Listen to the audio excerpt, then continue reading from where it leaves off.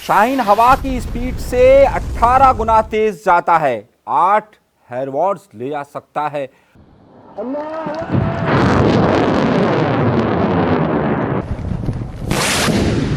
और 1 मिनट में दिल्ली से टकराएगा।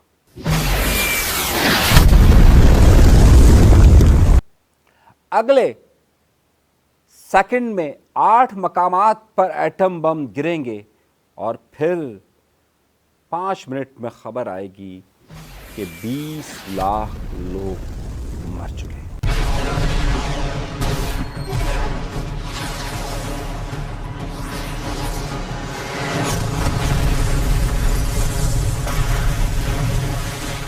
जंग कोई आसान काम नहीं होता और ख़ास तौर पर सिर्फ बड़ी बड़ी बातों से जंग नहीं हो सकती है।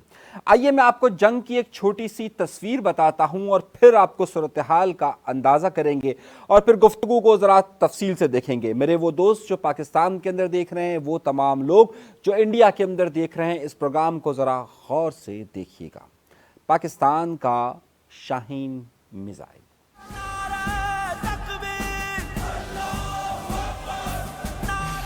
पाकिस्तान का शाहीन मिसाइल कहा जाता है कि इस वक्त का जदीद तरीन मिसाइल है, शाहीन 3। ये तकरीबन 8 वॉर हेड्स लेकर जा सकता है। अब वॉर हेड्स का मतलब ये होता है कि 8 एटम बम ले जा सकता है।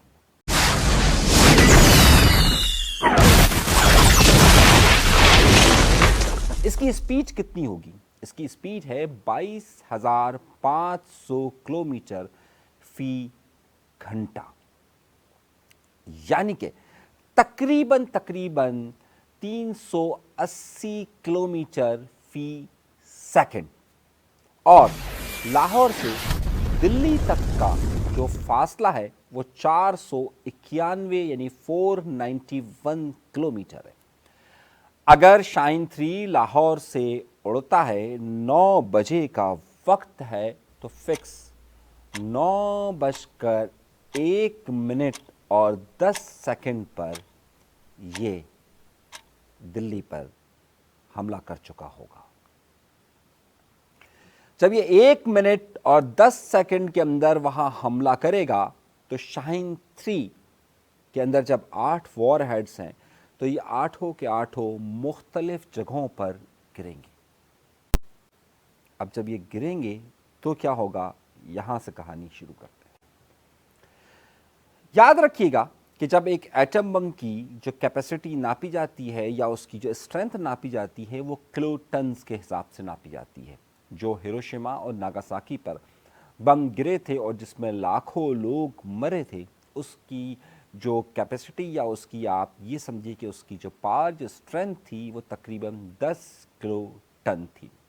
कहा जाता है कि पाकिस्तान के पास इस वक्त यानी कि जो 2024 और 25 का जो रिकॉर्ड है उसके मुताबिक इसकी कुल इसके पास जो एटॉमिक वॉर हेड्स है उसकी तादाद 240 से ज़्यादा है।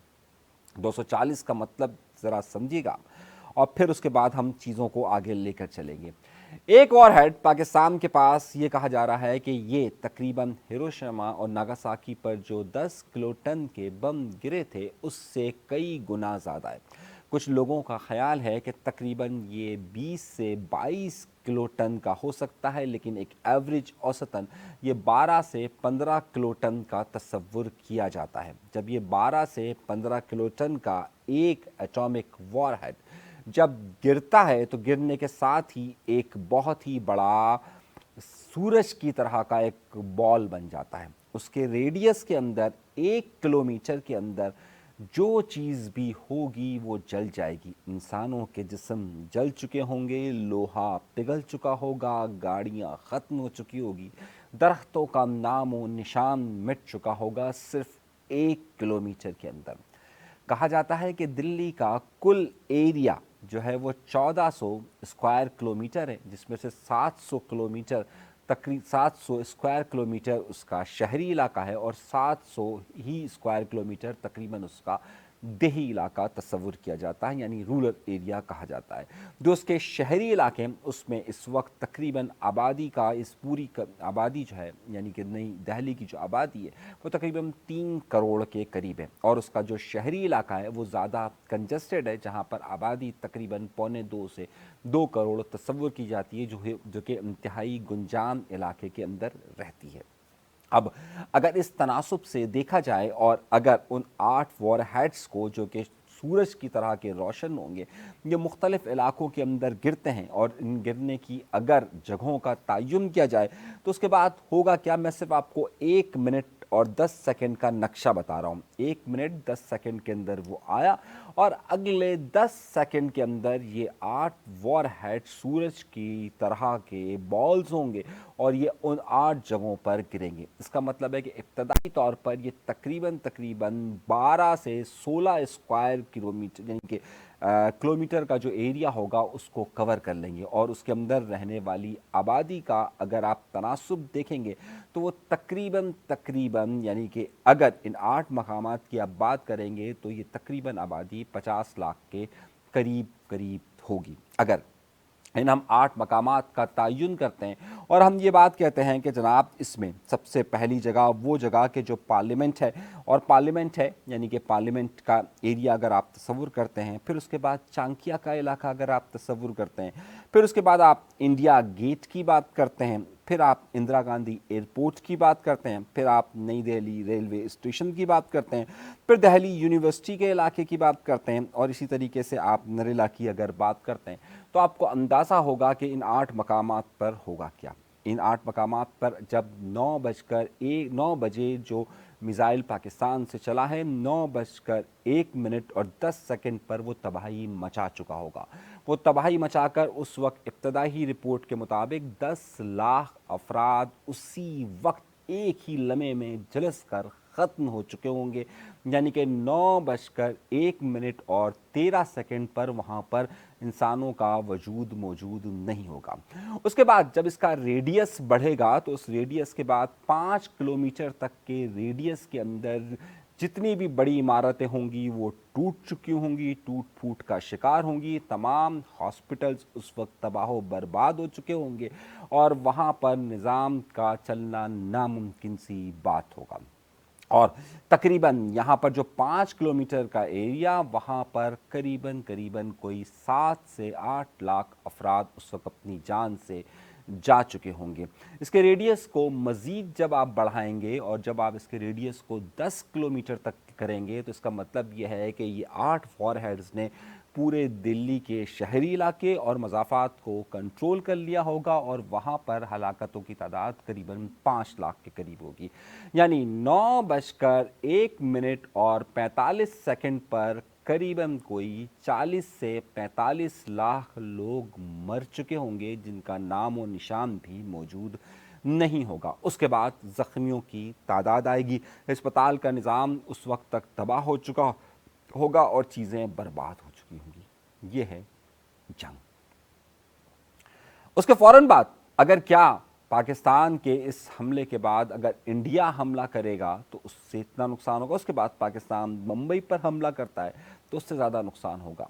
جنگ کبھی بھی تاریخ نے یہ بات ثابت کی ہے کہ کسی مسئلے کا حل نہیں ہوتی ہے۔ جنگ آج کے دور میں صرف خون کا بہنا اور انسانیت کی ہلاکت کی سب سے بڑی وجہ جانی جاتی ہے۔ آج انڈیا کے اندر جس طریقے سے جنگ و جدل کا ماحول قرار دیتے ہوئے یہ بات کہی جاتی ہے کہ اگر پاکستان کے پاس نیوکلیئر اٹیک ہے تو کر دے تو کیا فرق پڑے گا، کوئی فرق نہیں پڑے گا۔